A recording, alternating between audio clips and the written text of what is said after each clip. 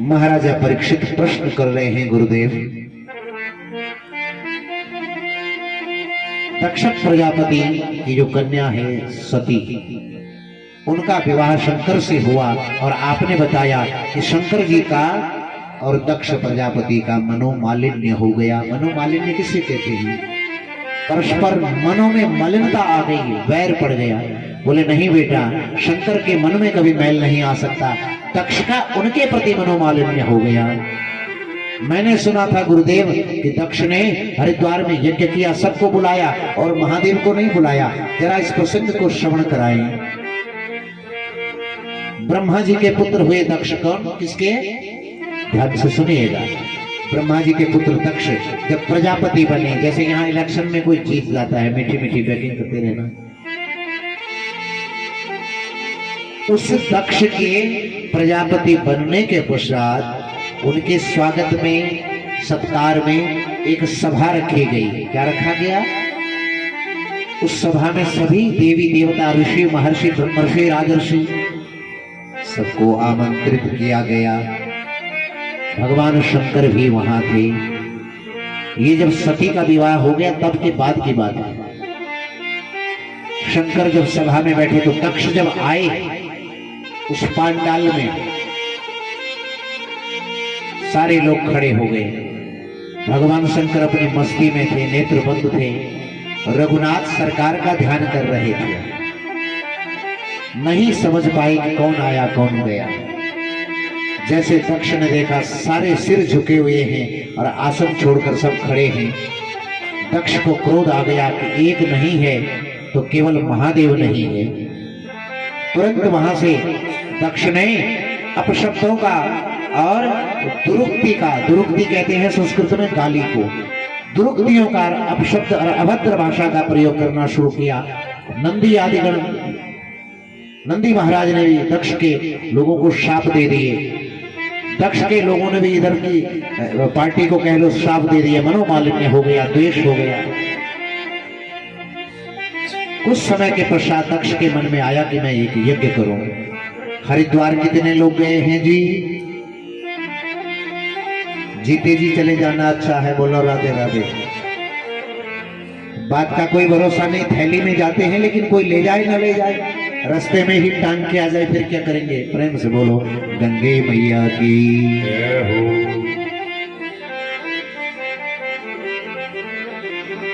अब यज्ञ में सबको आमंत्रित किया, यहां तक कि सभी को आमंत्रित किया। 3 लोगों को जानबूझ के आमंत्रित नहीं किया। किसको? ब्रह्मा जी को। ये कौन है? पिताजी दक्ष के। क्या है? पिताजी। नहीं बुलाया। अब ऐसा कोई कार्य जिसमें पिता को ही निमंत्रण न हो, औरों की तो जाने दीजिए। विष्णु कौन है? दक्ष के दादाजी। जब पिताजी ही नहीं है तो दादाजी की बात कौन पूछे? अब ये तो दामाद ठहरे महादेव। जिस घर के अंदर, जिस शुभ कार्य में बाप, दादा, पिता और पितामह की ही कोई सम्मान नहीं है तो जवाई का कितना सम्मान हो जाएगा? देवता सती और भगवान शंकर कैलाश पर्वत पर बैठे हैं, सारे देवता जा रहे हैं। सती बिलो के व्योम विमाना। जब देखा कि कीर्तन करते करते सब जा रहे हैं, सती ने महादेव जी से पूछा ये लोग कहाँ जा रहे हैं? महादेव ने कहा तुम्हारे पिताजी के यहाँ यज्ञ हो रहा है और ये सब वहां जा रहे हैं। सती ने कहा मेरे पिताजी के यहाँ यज्ञ? एक बात है, हमें क्यों नहीं बुलाया गया?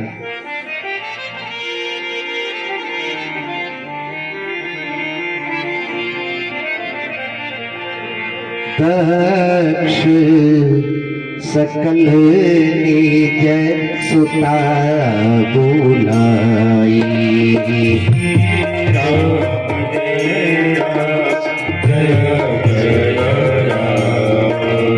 दक्ष सकल निज सुता बुलाई,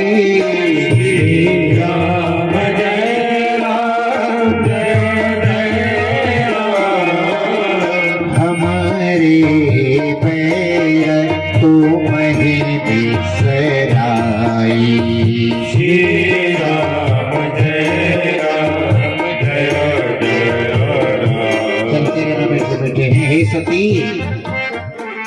उन्होंने सबको बुलाया है, तुम्हारी सारी बहनें गई हुई है। कौन गई हुई है? सारी बहनें गई हैं, तो हमें क्यों नहीं बुलाया? बोले हमसे द्वेष रखते हैं आपके पिताजी, मेरे ससुर हमसे बैर रखते हैं। और देखो ना, बैर दामाद से हो तो हो, और आपके घर में शुभ कार्य हो, बिटिया को तो कम से कम बुला देते। हमारे बैर तुम ही बिसराई, हमें ठीक नहीं है, जाना नहीं चाहिए। सती ने कहा, देखो महादेव,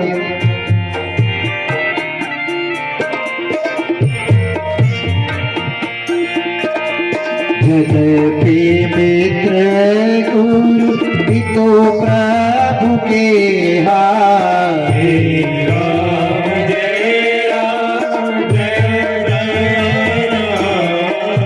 यद्यपि मित्र गुरु पितो प्रभु के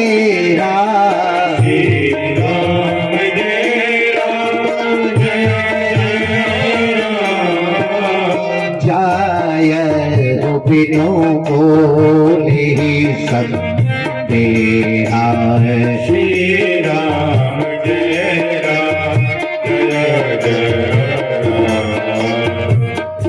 हे सती, सती कहने लगी, पिताजी का कार्ड ही तो नहीं आया, निमंत्रण तो क्या, पिताजी के घर में कुछ हो रहा है और मेरी सब बहनें गई, हो सकता है सबको भी कार्ड न गया हो, वे बिन बुलाए गई हो। क्या पिता के घर भी निमंत्रण आए तब ही जाना चाहिए? हम सब देख रहे हैं, सारे लोग जा रहे हैं, नहीं बुलाया, भूल गए होंगे, हमें जाना चाहिए। शंकर जी ने कहा, सती चार जगह है, यद्यपि मित्र गुरु पितु और प्रभु, मित्र के घर में भी सती बिना बुलाए जा सकते हैं, गुरु के घर भी बिना बुलाए जाना चाहिए, पिता के घर भी बिना बुलाए जाना चाहिए, और प्रभु का घर, जैसे ये आजकल प्रभु का घर बना हुआ है, यहाँ दुराग्रह नहीं रखना चाहिए, बिना बुलाए चले जाना चाहिए। लेकिन सती, एक विशेष बात मैं आपको बताना चाहता हूँ। यद्यपि विरोध मान जहाँ कोई,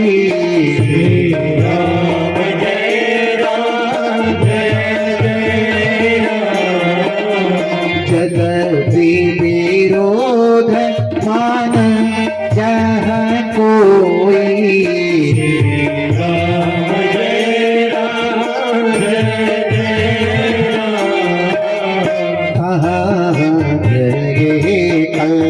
कल्याण न होई।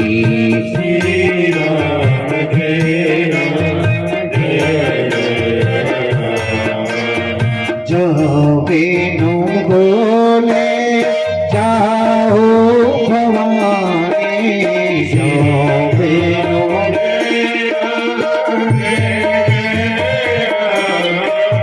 जो बिनु बोले जाओ भवानी,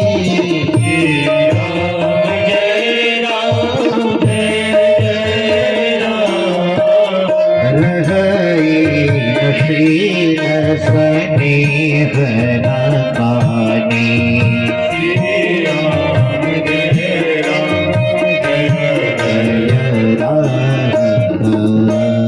हे सती, इन चार जगह आप जा सकते हैं, ध्यान देना। यद्यपि मित्र गुरु पितु प्रभु के यहाँ, मित्र के पिता के, प्रभु के घर और गुरु के घर बिना बोले जाना चाहिए। लेकिन हे सती, फिर भी अगर वहां कोई आपके जाने से आपका विरोध मानता हो मन में कि ये क्यों आ गए, तो वहां नहीं ही जाने में ठीक रहता है। बोलो शंकर भगवान की जय। हे सती, तुम्हें बुलाया नहीं है, इसलिए नहीं बुलाया कि हम तुमसे विरोध है। और एक बड़ा सुंदर वाक्य भगवान ने कहा है, विद्या तपो वित्तप पूर्वयः कुले सतां गुणे षड्भिरसन्तमेतरे स्मृतौ हतायां भृतमान दुर्दृशः स्तब्धा न पश्यन्ति हि धाम भूयसा। ये सती 6 चीजें, बड़ा ध्यान से सुना, सिर्फ 2.5 मिनट की कथा है। 6 चीजें, विद्या, आदरणीय शास्त्री जी, विद्या,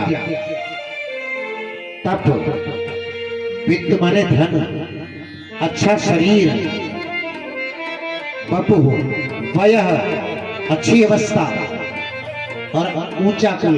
ये 6 चीजें अगर सही आदमी के पल्ले पड़ जाएं तो सारे संसार को लाभ ही लाभ होता है, सारे संसार का उद्धार करने वाले हो जाते हैं। जैसे अच्छी सोच का, अच्छे माता पिता का पुत्र डॉक्टर बन जाए तो मरते मरतों को बचाता है, और कुसंस्कारी बेटा डॉक्टर बन जाए तो लोगों के अपेंडिक्स के ऑपरेशन के बहाने दोनों किडनियां निकाल कर बेच देता है। बोलो राधे राधे। काम दोनों एक कर रहे हैं, विद्या दोनों ने एक पढ़ी है, लेकिन फर्क कितना है, एक उसी विद्या से किसी को जीवित कर रहा है और एक उसी विद्या से किसी के प्राण ले रहा है। आपके पिताजी को सती अभिमान हो गया है, नहीं माने, बोले हम तो जाएंगे, क्योंकि दक्ष की पुत्री है ना। एक होता है आग्रह और एक होता है दुराग्रह। आग्रह हमेशा जीवन में करो, दुराग्रह मत करो। आग्रह में प्रेम होता है, क्या होता है? दुराग्रह में अहंकार होता है, अभिमान, जिद होती है। भगवान शंकर ने कह दिया, यदि प्रजिष्यति हायमद्वचो भद्रं भवत्यान ततो भविष्यति। हे भवत्याः, हे भगवती, यदि प्रजिष्यति हायमद्वचो भद्रं भवत्यान ततो भविष्यति। संभावितस्य स्वजनात् पराभवो यदा सत्यो मरणाय कल्पते। श्रीमद् भागवत में यह श्लोक वर्णित है। नंदी को कह दिया, जाओ इनका सामान पैक करो, नहीं मानेंगे, हम नहीं जाएंगे। ध्यान से सुनना मेरी माता और बहनों, स्त्री के शरीर के निर्माण के साथ ही ब्रह्मा जी ने एक विशेष बात डाल दी। जब पिता के घर होती है, किसके घर? विवाह के बाद आप अपने माता पिता के घर चली जाती हैं बहनें हमारी, तो वहां पति का अपमान नहीं सहन कर पाती है ना, होता है ना ऐसा। और अगर पति के घर चली जाए तो पिता के लिए कोई भी दुर्वचन, भाई के लिए कोई कुछ बोल दे, भाभी के लिए, माँ के लिए भी, मेरे बाबूजी के लिए, मेरे पिताजी के लिए खबरदार। ससुराल में, अपनी ससुराल में अपने पिता के लिए नहीं कुछ सुनती, और पिता के घर में अपने पति के लिए नहीं कुछ सुनती। सती जब गई, भगवान ने मानो संकेत कर दिया, मरण शब्द जो है महादेव के मुख से निकल गया। बहुत समझाया, भद्रम यदि प्रजस्यति हायमद्वचो, अगर आप मेरी वाणी का अनसुना करके, मेरी बातों को अनसुना करके जाएंगी सती, मुझे ऐसा लगता है कि वहां मरण तक का दृश्य आपको प्रस्तुत अपनी आंखों के सामने देखना पड़ता है। क्यों? बोले आप भी विचार करना, संभावितस्य स्वजनात् पराभवो, अपनों के द्वारा किया गया अपमान, अपनों के द्वारा। आप अगर चंडीगढ़ गए या दिल्ली गए, चलते चलते धक्का लग गया, गिर गया, वहां लड़ाई नहीं लेंगे आप, अगर लेंगे भी तो थोड़ी देर बैठेंगे और घर आ जाएंगे, ऐसा ही है ना, भूल जाएंगे घर आने तक, क्यों साहब? लेकिन अगर आप अपनी मासी के घर, मामा के घर कहीं गए हैं रिश्तेदारी में, वहां किसी ने 2 ऊंची आवाज में आपसे शब्द कह दिए जो कलेजे पे लग गए, सारे जीवन भर नहीं निकलेंगे। क्यों? कि अपनों के द्वारा किया गया अपमान सहनशीलता के बाहर हो जाता है। सती गई, सर्वविदित इतिहास है, विगत वर्ष राम कथा में आपने, हमने सबने सुना, महादेव का उस यज्ञ में भाग न देखकर, अपने पति का अनादर देख करके सती ने प्राणों का उत्सर्ग योगाग्नि के द्वारा कर दिया। नारद जी के द्वारा कैलाश पर्वत पर जब समाचार पहुंचा, भगवान महादेव सती के वियोग में नारद जी का समाचार सुनकर जब उठे, क्रोधाग्नि इतनी प्रज्वलित हो गई, भगवान ने बड़े क्रोध में एक जटा उखाड़ी और पहाड़ पर दे मारी। बोलिए वीरभद्र भगवान की जय। वीरभद्र महाराज प्रकट हो गए। क्या करूं? बोले यहां से लेकर और हरिद्वार से 50 किलोमीटर आगे तक जो कुछ है सब पे सुहागा फेर दो, कुछ भी दिखना नहीं चाहिए। वीरभद्र महाराज ने दक्ष का यज्ञ विध्वंस कर दिया। जिस समय भगवान का अपमान हो रहा था महादेव जी का, तो पूषा ऋषि बड़े हंस रहे थे कि गाली खा रहे हैं शिव जी। वीरभद्र ने, भैरव ने पूषा ऋषि के दांत तोड़ दिए। त्वष्टा ऋषि अपनी मूछों को ताव दे रहे, जाते ही मूछें उखाड़ दी। नंदी बता रहे हैं किस किस को कैसे कैसे सजा देना है। सारा यज्ञ विध्वंस हुआ। अब परीक्षित जी ने पूछा, हे गुरुदेव, भगवान शंकर अपनी पत्नी को न समझा सके? ध्यान से सुनना, ये तो समझने जैसी बात है। अब लोग ग्रंथ को बंद कर देते हैं, बस कथा हो गई। बोले दक्ष ने भगवती का तप किया था। क्या किया? भगवती प्रकट हुई। कहा क्या चाहिए? दक्ष ऐसा वैसा व्यक्ति नहीं, ब्रह्मा जी का पुत्र है और प्रजापति है। कहा हे जगदम्बा, आपको सारा संसार मां कहता है, लेकिन मैं चाहता हूं मैं आपको बेटी कहूं, आप मेरे घर में प्रकट हो। भगवती ने कहा अगर बेटी आए घर में किसी के जन्म ले तो विवाह भी जरूरी होता है। बोले हाँ वो होगा बड़ी धूमधाम से। तो बोले तुम जानते हो कि मैं जन्म जन्म शिव पद अनुरागा, शिव के अतिरिक्त मैं किसी को पति के रूप में वर्ण नहीं कर सकती। दक्ष ने कहा महादेव के साथ ही तुम्हारा विवाह करूंगा। तो कहा मेरी 2 शर्तें हैं। बोले क्या? बोले कभी महादेव का अपमान मत करना। क्या मत करना? अपमान। दक्ष ने कहा बसर गलती का पुतला है, अक्सर हो भी जाती है। बोले एक बार का मैं क्षमा कर दूंगी, लेकिन अगर दोबारा तुम्हारे द्वारा अपमान हुआ तो जिस घर से हे दक्ष तू मेरी डोली उठाएगा, मैं आज वचन देती हूं शंकर का अपमान करेगा उसी घर से अर्थी तुझे उठानी पड़ेगी। परीक्षित जो तो सुखदेव जी कहते हैं राजन, ये सब उसी परमपिता परमात्मा की लीला है, उसके रंगों को वही भली भांति समझ सकता है। तो अगर वैसे देखा जाए तो भगवती का ही वो और महादेव जी का ही एक, न तो सती इतनी मूर्ख है, न महादेव ऐसे हैं कि जो न समझा सके, लेकिन उन्हीं के लीला संवरण, उन्हीं के लीला का एक यह भाग है। पुनः भगवान नारायण की, ब्रह्मा जी की और शंकर जी के द्वारा दक्ष के यज्ञ की पुनः प्रतिष्ठा की गई, पुनः पूर्णाहुति की गई। अहंकारी और अभिमानी होने के कारण दक्ष को बकरे का सिर जोड़ा गया। प्रेम से बोलो शंकर भगवान की। लाओ मास्टर जी दूसरा।